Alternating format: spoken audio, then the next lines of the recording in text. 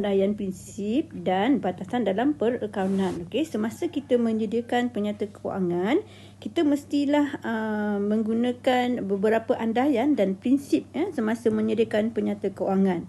Okey, yang pertama ialah andaian. Andaian ini ialah kita mengandaikan perkara-perkara berikut semasa kita menyediakan penyata kewangan. Pertama ialah wang sebagai ukuran. Okay, apa maksud wang sebagai ukuran? Wang sebagai ukuran ni bermaksud apabila kita membuat penyata kewangan, semuanya mestilah dinyatakan dalam RM. Untuk Malaysia, kita menggunakan kadar RM. Jadi apabila kita catat dalam akaun, terutamanya contohnya akaun belian, okay, mencatatkan jualan, kita tak boleh kata jual 1000 unit atau jual 50 kg. Jadi kita menyatakan jualan RM RM1000, jualan RM RM40. Kita tak boleh menggunakan dalam unit lain daripada RM. Okey, itu yang pertama. Okey, yang keduanya ialah kita mengandaikan entiti berasingan. Entiti ini ialah badan, iaitu perniagaan dan pemilik perniagaan adalah dua individu atau organisasi atau badan yang berlainan. Apabila kita membuat penyata kewangan, walaupun kita ni ialah pemilik perniagaan, kita yang buat penyata kewangan, tapi kita tak boleh tulis kat situ saya kita, tapi kita kata perniagaan saya, perniagaan. So kita mewakili perniagaan kita sendiri. Jadi apabila ada urus niaga yang berkait dengan hal-hal peribadi, contohnya ambilan untuk kegunaan anak, isteri, itu tak bolehlah kita tulis dalam akaun. Contohnya kalau kita ambil barang kan, so kita kena tolakkan akaun itu daripada belian dan kita akan buka satu akaun khas yang namanya ambilan untuk mencatatkan ambilan peribadi. Okay, kita tak boleh kata itu adalah sebahagian daripada belian atau jualan, tetapi dia menjejaskan belian dan menyebabkan ambilan. Usaha berterusan. Okay, usaha berterusan ni maksudnya apabila kita memulakan perniagaan, kita mengandaikan bahawa perniagaan kita akan terus beroperasi untuk satu tempoh yang tidak diketahui. Maknanya kita bukan buka hari ni, esok nak tutup. Jadi kita buat penyata kewangan tu memang khas untuk selama-lamanya. Maknanya kita tidak akan ubah prinsip-prinsip yang kita dah guna, cara pengiraan dan sebagainya. Baik, yang keempat ialah tempoh perakaunan. So kita berniaga, kita kan tak tahu kan sampai bila kan usaha berterusan. Jadi tempoh ini akan dibahagikan kepada beberapa tempoh. So tempoh yang pertama mungkin 1 Januari hingga 31 Disember. Okey, dan itu dikira satu tempoh perakaunan. Kemudian tempoh yang kedua sama jugalah, Januari hingga Disember. Okey, tempoh perakaunan yang kedua. Perakaunan ada 3 prinsip. Yang pertama ialah ketekalan. Apa itu ketekalan? Konsisten. Okey, kan? Konsisten.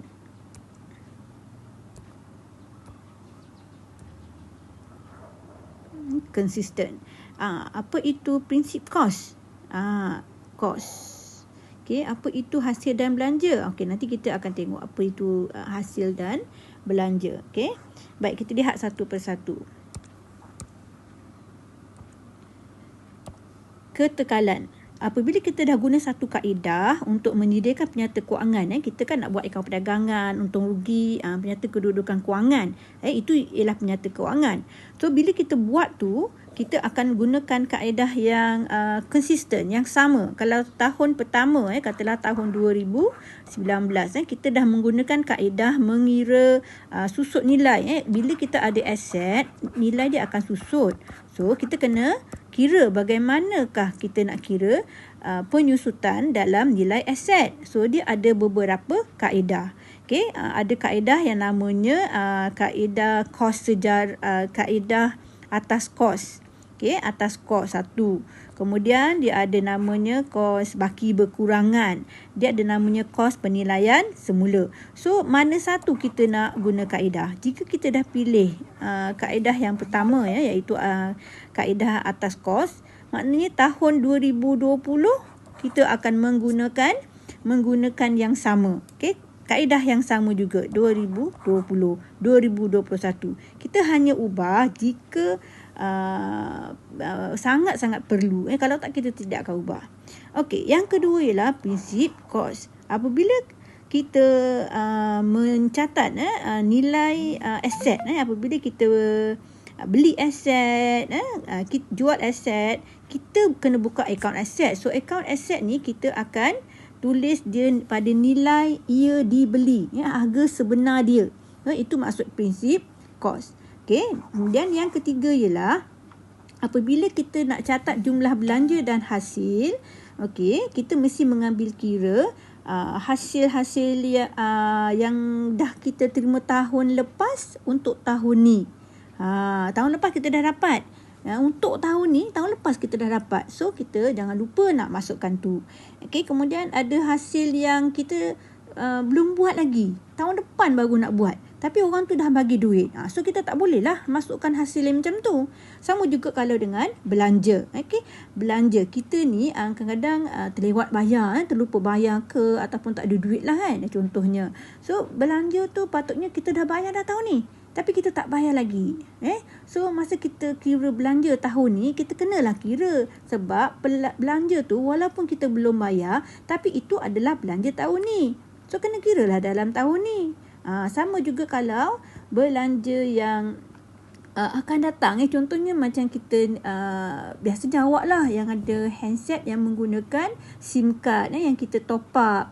Okay, bila kita top up tu, kita bayar untuk akan datang. Sebab tu kita panggil bil prabayar. Kita bayar top up tu, maksud dia ialah belanja prabayar. Bayar pada untuk seminggu akan datang yang belum kita guna. So, mengikut akaun kita tak bolehlah kira belanja itu tahun ni. Itu kira untuk tahun depan. Okey. Ini ketekalan yang kita tengok tadi. Tekal ni maksudnya tetap. Okey, maksudnya tetap. So, kita tetap gunakan satu kaedah. Okey, supaya perbandingan. Kita nak perbandingan. So, kalau kita tukar-tukar kaedah, kenapa untung tak sama kan? Oh, sebab pengiraan lain. Tak boleh lah macam tu. Okey, so kita pastikan kita menggunakan kaedah yang sama setiap tahun. So, kata kunci dia kaedah. Okey, kedua ialah prinsip kos tadilah. Apabila kita walaupun kita membeli barang ni, contoh bangunan kan. Bangunan ni kan mahal. So, pada kebiasaannya harga mestilah mahal. Harga sekarang mahal. Okey, harga 20 tahun lepas pun mungkin mahal juga. Tapi tahun ni lagi mahal. Ni katalah kita beli tahun 2015. Bangunan ni kita beli tahun 2015. Katalah pada tu nilai dia ialah 500,000. 500,000 RM pada tahun 2015. Sekarang dah tahun berapa? Dah 2021. Adakah nilai dia sama? Nilai dia sama. So, nilai dia mungkin tak sama. So, kita nak catat dalam akaun nilai yang mana satu. Di sinilah kita kena tengok. Kita mestilah mencatat pada harga ia dibeli. Kita tak boleh catat pada harga semasa atau pada harga sekarang. Okey. Begitu juga dengan hasil dan belanja. So, kita nak tahu yang sebenar-benarnya dalam tahun ni. So, kalau kita sedang mengira, sedang membuat penyata kewangan bagi tahun 2020 contohnya. So, kita mestilah mengambil kira semua perkara yang berlaku Januari hingga Disember tahun 2020 sahaja.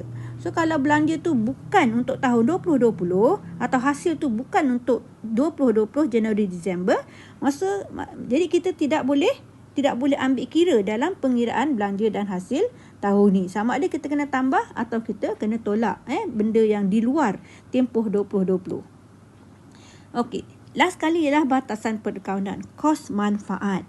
Kos manfaat ni ialah batasan ni maksudnya ada yang mengekang lah, mengekang kita untuk dalam penyediaan penyata kewangan. Kekangan ini ialah apabila kita melihat satu-satu projek, so kita kena lihat adakah pendapatan yang akan kita dapat tu, kita ada job, contohnya, okey. Jadi pendapatan kita ni adakah lebih daripada kos kita ke tidak? Maknanya ada untung ke tidak lah, kan? Okey, pendapatan kita adakah dia melebihi daripada kos?